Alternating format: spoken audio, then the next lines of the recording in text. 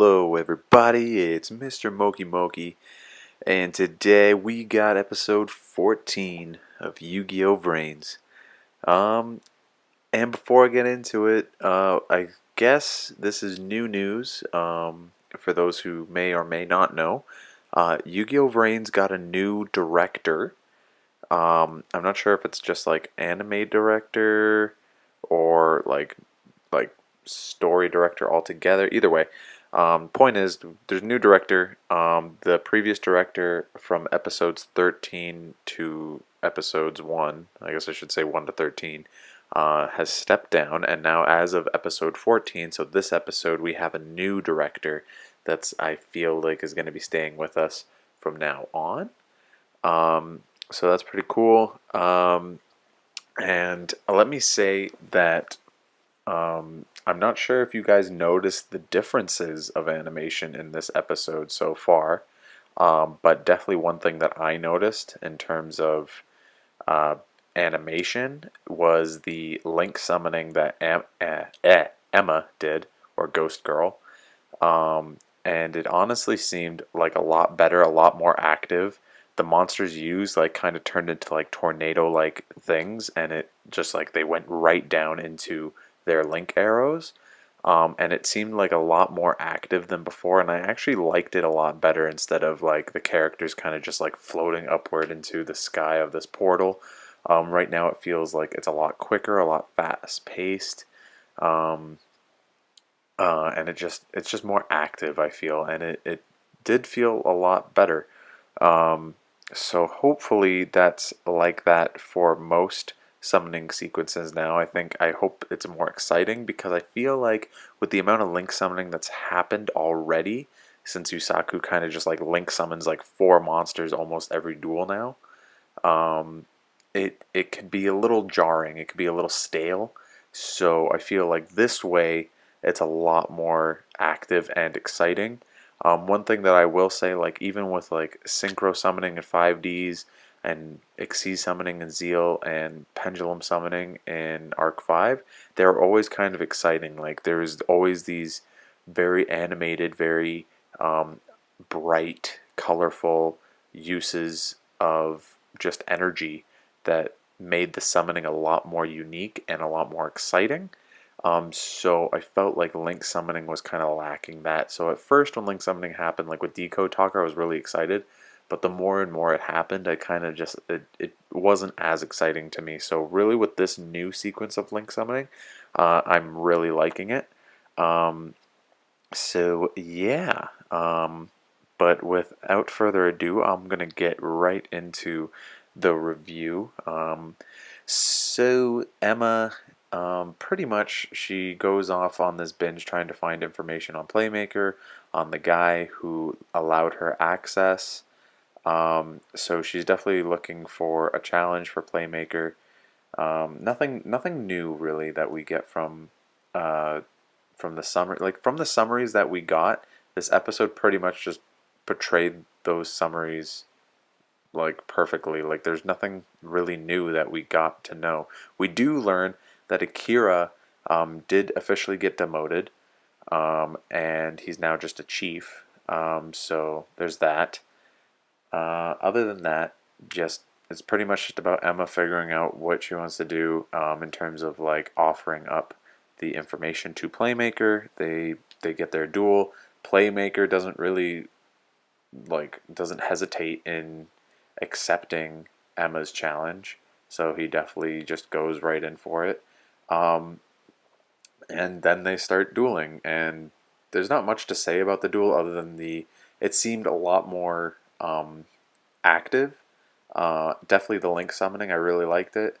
Um, and just overall, just seemed like better. They definitely were messing with new colors with this duel, because the background did not stay the same, and they were messing with a few other things. It was oddly empty for Link Vrains, and I'm wondering if there's a reason because of that. Probably because of the happenings of what happened between Revolver and Yusaku, where people probably aren't allowed to get into Link Vrains right now. But then again, how is that journalist, and that pigeon able to get into Link Vrains if nobody else is allowed?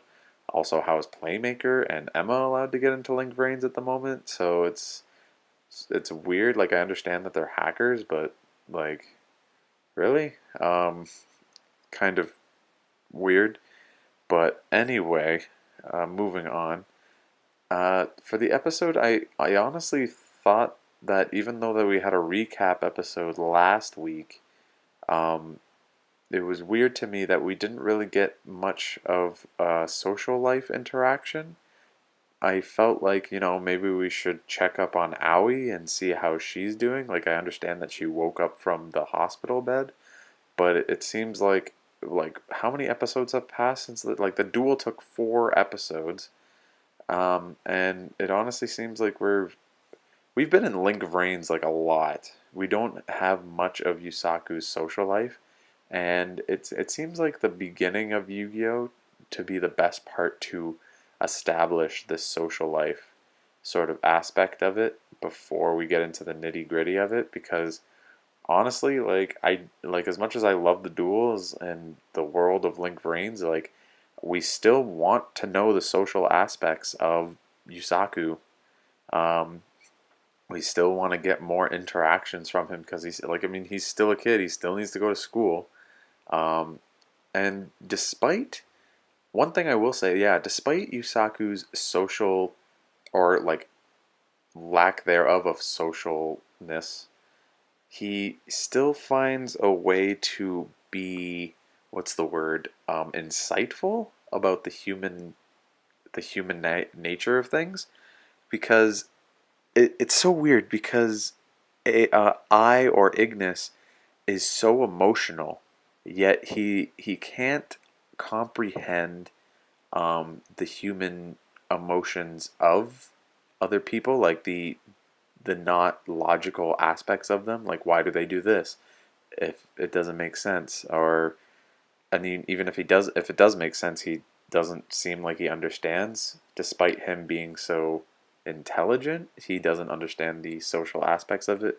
While Yusaku, who is so almost bland and socially inept, he he just does this insightful stuff like, oh, humans do this because it makes them feel happy and stuff like that. Like, he understands like the human psyche so well. And it's so weird to me because Yusaku isn't somebody who shows off a lot of emotion, and Ignis is the one showing off much more emotion. So it's almost like a reverse, a reverse Astral and Yuma in a sense, where Astral, in this case Ignis, is the intelligent one still, but he acts like an idiot. And Yusaku is like this socially inept guy, who can't, who just is so insightful about. I don't know. It's just a weird dynamic for me. I don't think I hate it, but it's kind of like making me question, like, okay, so why are you so insightful about stuff, but yet you're still so socially inept, so not understanding of actual real life things, and so focused on this revenge thing. If you're so understanding of the human mind, um, it was just weird to me. The duel itself, like we know Yusaku's not gonna lose. She's going for an all-out attack. The Altergeist debut were actually pretty cool. I kind of like it. Um, Definitely the summon of Banshee was probably my favorite part of this episode. Looked very nice. And yeah, just I thought we rushed a little bit too quick into the duel. Like, I kind of wish we took our time getting there. Like, I wish we started within the school place. Maybe have Aoi make an appearance, being like she's okay.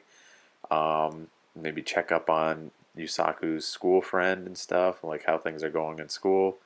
Um, but yeah, I guess that's gonna be saved for another time. I just feel like we don't get enough of Yusaku's social life at the moment. We're already like 14 episodes in, and we've only seen him like maybe once, twice at school. Um, and I feel like that's not enough. Like, I know dueling is the main focus of this, but like, we're trying to world build here, and I'd really enjoy that if you know. Yeah, whatever. Anyway, If you guys like this video, remember to like, comment, and subscribe. I'll talk to you guys in the comment section down below. If you're enjoying it, let me know. Tell me what you guys think about the new director. Do you think it's going to be a change for the worse or a change for the better? Hopefully a change for the better. But yeah, I'll talk to you guys later. Peace.